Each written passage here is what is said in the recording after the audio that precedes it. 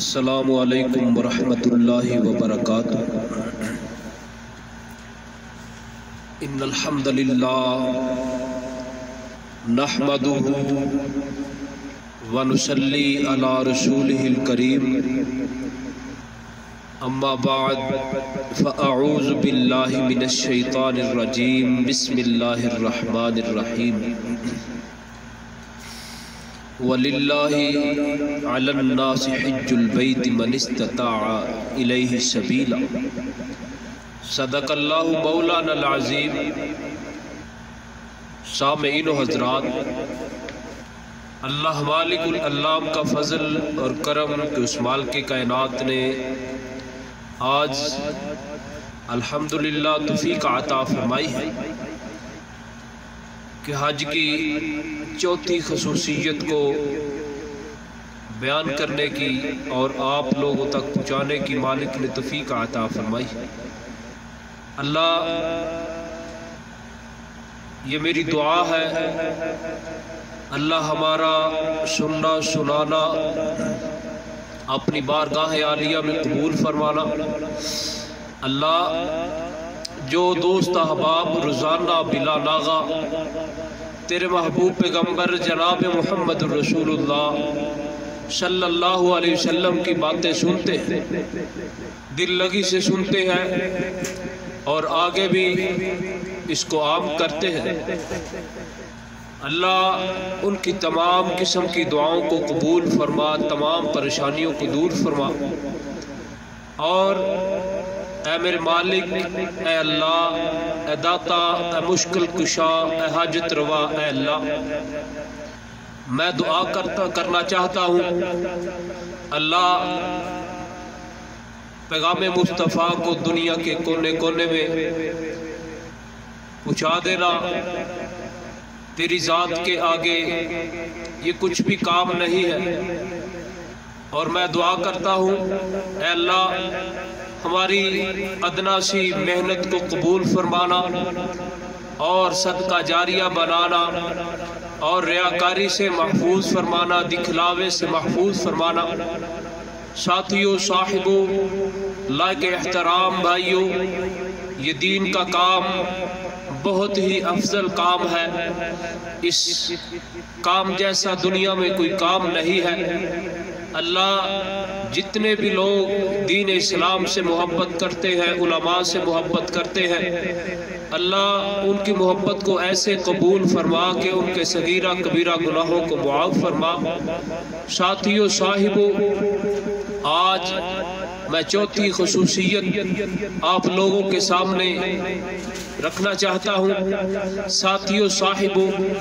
یہ مہینہ اور اس مہینے میں حج کو ادا کرنا اور حج کی خصوصیت، یہ ایسی خصوصیت ہے کہ یہ نہ علاقے کو دیکھتی ہے اور نہ لباس کو اس میں تقسیم کیا جاتا ہے اور نہ ہی برادری کو تقسیم کیا جاتا ہے، یعنی نہ ہی برادری کا چناؤ کیا جاتا ہے، نہ ہی انسان کی مرضی کے مطابق لباس کو اپنایا جاتا ہے۔ اس میں وہی چیزوں کو اپنایا جاتا ہے جو پیارے محبوب پیغمبر جناب محمد الرسول اللہ صلی اللہ علیہ وسلم نے بتائی ہے۔ میرے بھائیوں، حج قبول ہونے کی سب سے بڑی یہ شرط ہے کہ انسان جب بھی حج کرے تو اس کو یہ چاہیے کہ میں اتنا بڑا عمل کرنے والا ہوں، میں اتنا بڑا عمل کر رہا ہوں، اس میں ایسا نہ ہو کہ میرا حج قبول نہ ہو۔ میرے بھائیوں، گزشتہ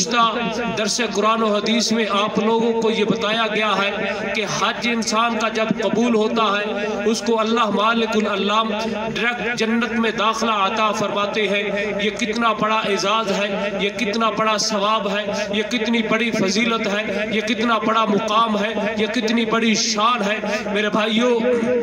اس بات کو ذہن میں رکھنا، اس بات پہ غور کرنا، جب بھی حج کیا کرے، حج کی اللہ آپ کو توفیق عطا فرمائے، اس بات کو ذہن میں رکھنا چاہیے کہ ہمارا حج قبول ہو، لوگ راضی، لوگ خوش ہو یا نہ ہو، لوگ حاجی صاحب کہیں یا نہ کہیں، میرا اللہ میرے پہ راضی ہونا چاہیے، اور یہ دعا ہونی چاہیے، اے میرے مالک، اے میرے اللہ، اے میرے مالک، ہمیں پیدا کرنے والا تو ہے، ہماری دعاؤں کو قبول کرنے والا تو ہے، یہ میں فریضہ سر انجام دے رہا ہوں، میں رکن پورا کر رہا ہوں، اے میرے اللہ اس کو اپنی بارگاہ عالیہ میں قبول فرمانا، قبول فرما کر اللہ تیرے محبوب پیغمبر جناب محمد الرسول اللہ صلی اللہ علیہ وسلم نے فرمایا جس کا اللہ حج قبول کر لیتے ہیں اس کو جنت کا داخلہ مل جاتا ہے، یہ بہت بڑا اعزاز ہے میرے بھائیو۔ جب بھی حج کے لیے انسان روانہ ہوتا ہے،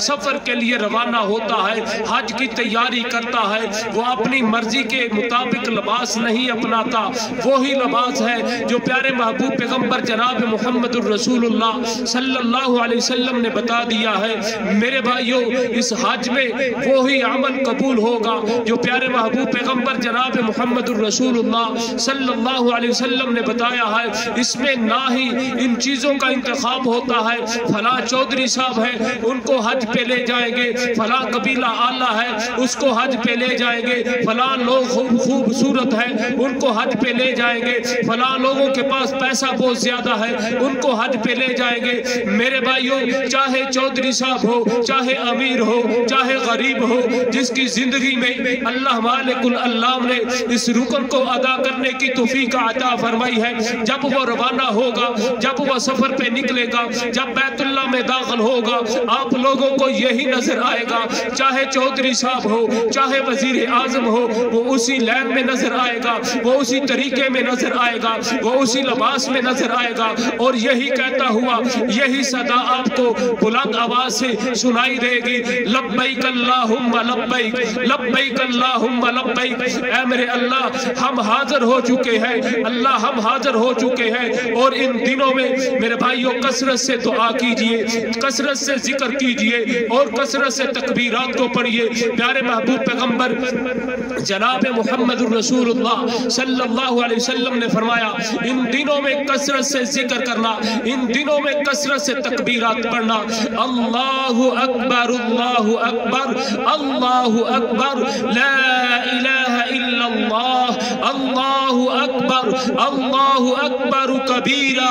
اللہ اکبر کبیرہ، اللہ اکبر کبیرہ۔ اللہ سب سے بڑا ہے، اللہ کی صدا، اللہ کے نام کو بلند کریں گے، اللہ آپ کو بلند کر دے گا، اللہ کا ذکر بلند کریں گے، اللہ آپ کے مقام کو بلند کر دے گا۔ میرے بھائیو میں آپ کو یہ بتانا چاہتا ہوں یہ بہت ہی بڑا عمل ہے، یہ بہت ہی بڑا رکن ہے، اس کو اپنانے میں دیر نہ کیجئے گا۔ اگر اللہ مالک العلام نے توفیق عطا فرمائی ہے، اگر اللہ مالک العلام نے آپ کو مال دولت سے نواز دیا ہے، زندگی کا کیا پتا ہے کس موڑ پہ زندگی بے وفائیاں کر جائے، زندگی کا کیا پتا ہے کب ختم ہو جائے گی، زندگی کا کیا پتا ہے کب سانس رک جائے گی۔ میرے بھائیوں دین سے محبت کیجئے، اسلام سے محبت کیجئے، پیارے محبوب پیغمبر جناب محمد الرسول اللہ صلی اللہ علیہ وسلم کے فرمان سے محبت کیجئے۔ اور میں اپنی بات کو ختم کرنے سے پہلے اے میرے اللہ میں دعا کرنا چاہتا ہوں جو لوگ روزانہ بلا ناغہ تیرے محبوب پیغمبر کی باتیں سنتے ہیں، اللہ ان کی تمام قسم کی پریشانیوں کو دور فرما، اللہ ان کے گھروں میں سکون، اللہ ان کے گھروں میں رحمت کا نزول عطا فرما۔ اے میرے اللہ تیرے محبوب پیغمبر جناب محمد الرسول اللہ صلی اللہ علیہ وسلم نے فرمایا جدھر یہ محفل ہو، جدھر اللہ کا ذکر ہو، جدھر میں رسول اللہ کا ذکر ہو، ادھر فرشتوں کا نزول ہو جاتا ہے۔ جب فرشتوں کا نزول ہو جاتا ہے پیارے محبوب پیغمبر جناب محمد الرسول اللہ صلی اللہ علیہ وسلم نے یہ بتایا اس محفل میں ایک آنے والا ایک ایسا آدمی آیا، وہ یہ نظریہ لے کر نہیں آیا کہ میں آج محفل کو سننے جا رہا ہوں، وہ تو کسی آدمی کو بلانے کے لیے آیا ہے۔ پیارے محبوب پیغمبر جناب محمد الرسول اللہ صلی اللہ علیہ وسلم نے فرمایا وہ آتا ہے بلانے کے لیے مگر کچھ وقت کے لیے وہ بیٹھ جاتا ہے، اس کا بیٹھنا اللہ کو ایسا قبول ہوتا ہے، اللہ کو ایسا پسند آتا ہے۔ پیارے محبوب پیغمبر نے فرمایا اللہ مالک العلام اس کے سارے گناہوں کو معاف فرما دیتے ہیں۔ یہ کتنی بڑی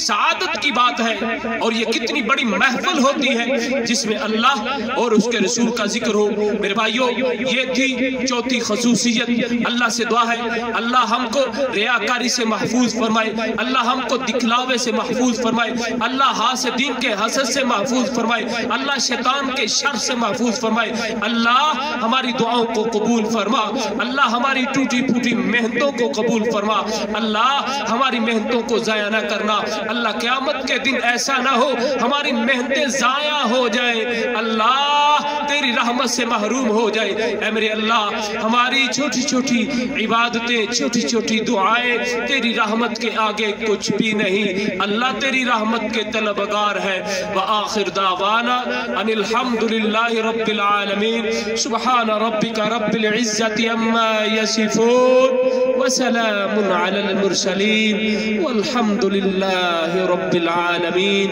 والسلام علیکم ورحمۃ اللہ وبرکاتہ۔